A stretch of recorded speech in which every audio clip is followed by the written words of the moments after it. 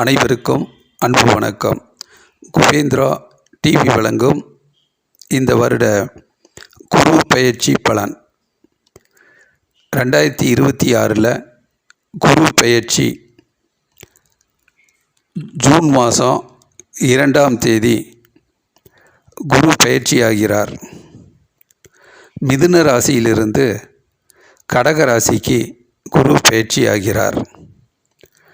இதில் வாக்கிய பஞ்சாங்கத்தின் அடிப்படையில் 26/5 மே மாதம் 2026 காலையில் 11 மணிக்கே வாக்கிய பஞ்சாங்கத்தினுடைய அடிப்படையில் குரு பெயர்ச்சி ஆகிவிட்டார்.